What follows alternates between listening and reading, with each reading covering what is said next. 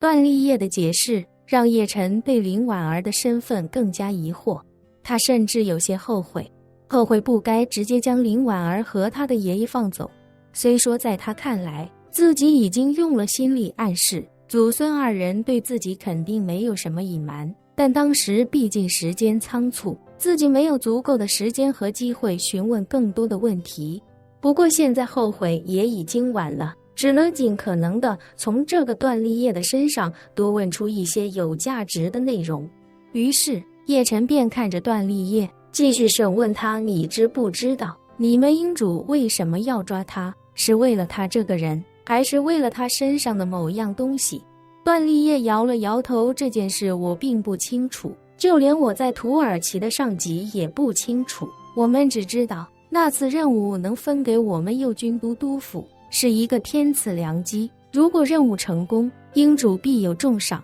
但遗憾的是最终失败了。叶晨知道段立业不可能说谎，于是便问他：你知道整个破青会的总部在哪里吗？不知道。段立业摇头道：我根本就没有去过总部，只去过虎贲营，但虎贲营在哪我也不清楚。说罢，段立业又道：我甚至都不知道右军都督府在意大利的具体位置，组织对信息的隔绝非常严格，什么级别的人就只能知道什么级别所能知道的事情，稍微高一丁点的机密我们都不可能知道。叶晨不禁有些头大，看来这个破青会内部的组织架构实在过于明确，而且内部保密制度也过于严格。段立业已经算是整个破青会的中高层，不知道总部在哪，也不知道自己隶属的分部在哪，如此下去，不知何时才能追到源头。沉默了片刻之后，叶晨继续问他：你们在土耳其的规划和部署是什么样的？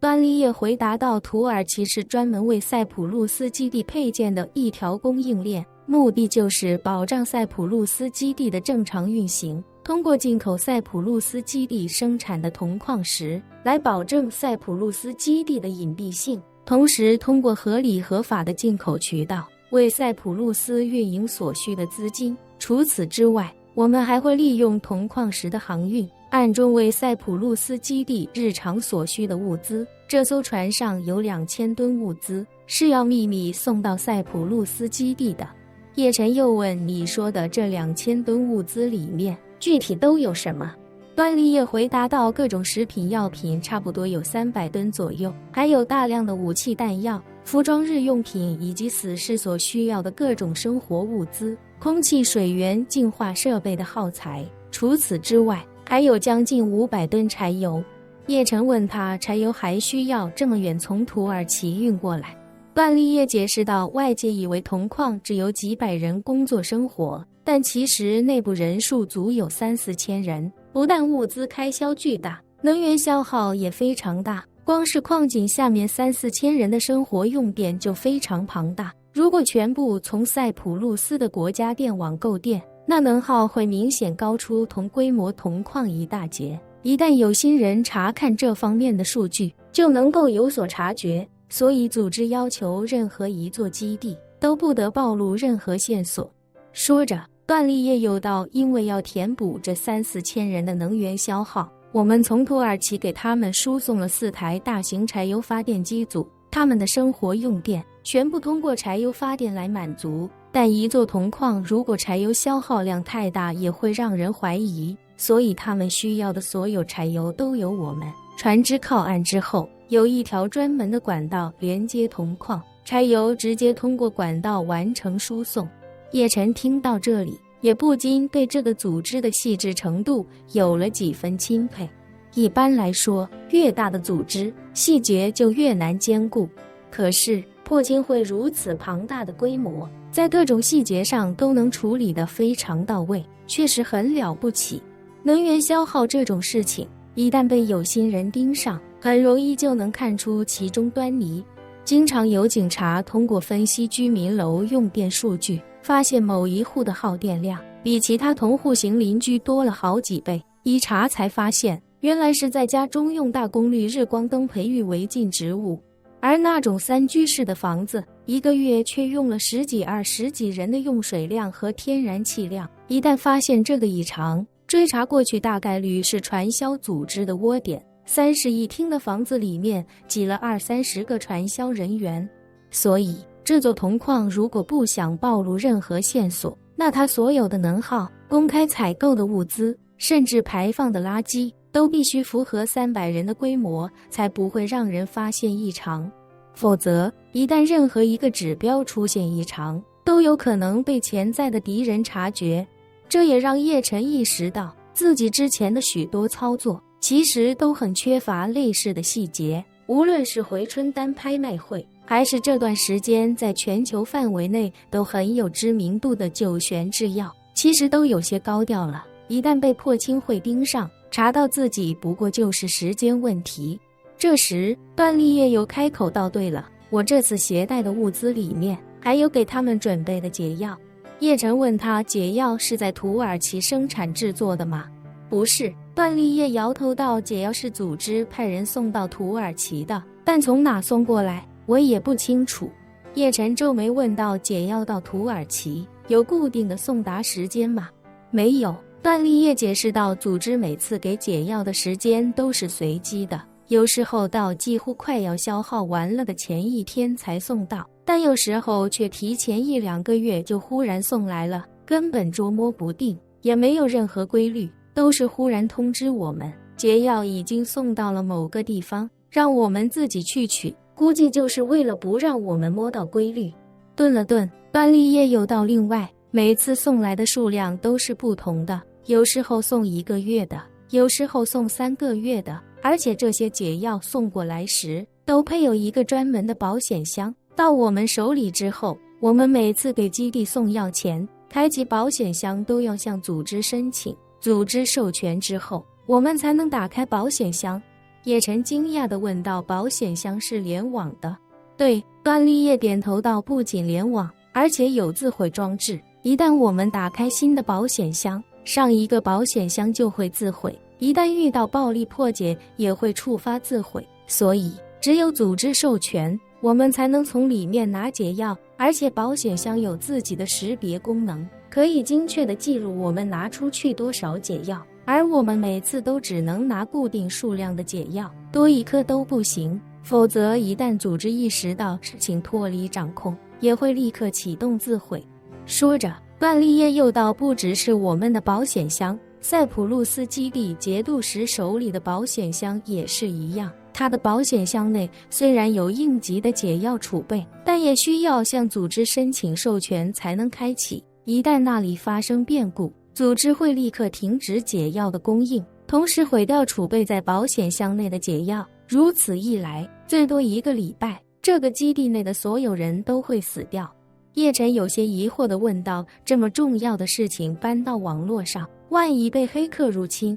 那岂不是全完了？不会。段立业摇头道，组织使用的不是互联网，是自己的卫星通讯网络，而且还不是普通的民用通讯，是苏联解体的时候通过特殊渠道从苏联高级官员手里买的军事通讯卫星。军事通讯卫星？叶晨震惊不已地问道，这也能买得到？段立业解释道，正常情况下不能，就算是在有钱的个人和企业也买不到军事卫星，但当时是个比较特殊的时间阶段，整个苏联国防系统一片混乱，解体后的这些国家之间的分配也是稀里糊涂，烂账一堆。当时乌克兰的重武器很大一部分都被倒卖出去了，就连图160轰炸机甚至核弹都差点被人卖了，更别说天上的一大堆卫星。在当时那种情况下，卫星少了几颗没人会发现，只要稍作手脚，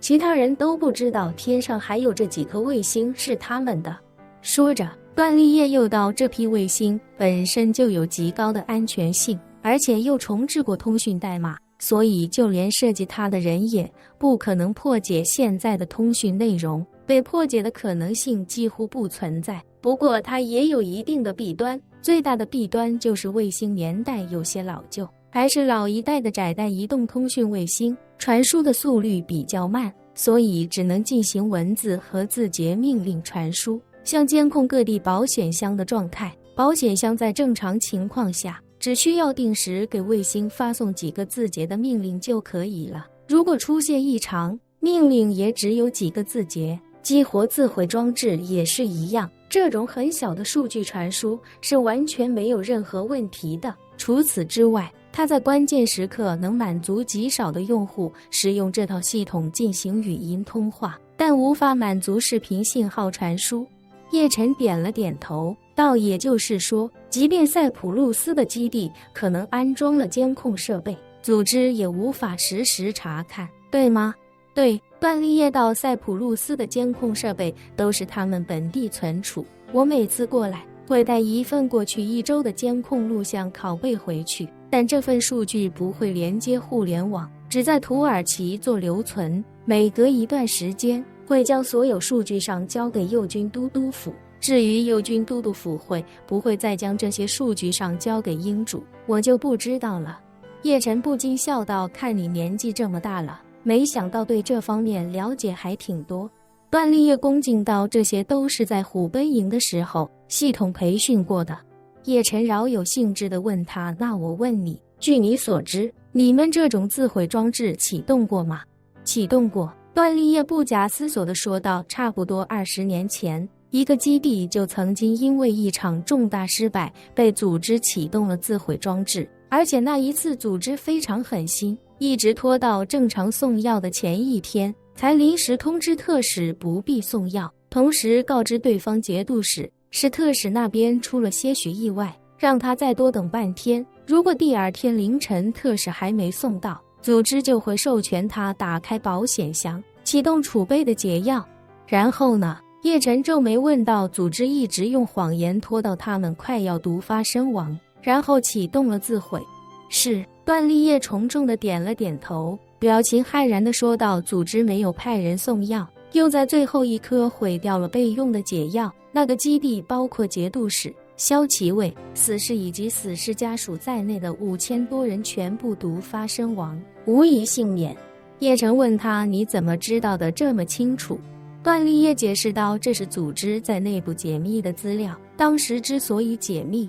就是为了警告所有基地发生重大失败的后果。叶晨忽然想到什么，脱口道，你刚才说那次重大失败是20年前？对，段立业点头道，就是20年前，我记得非常清楚。叶晨表情当时骇然无比，自己父母在金陵遇害正是20年前，时间如此吻合，不可能只是巧合这么简单吧？那父母的死与段立业说的这件事之间是不是有什么关联？本期视频结束，欢迎订阅我的频道，这样就不会错过精彩内容。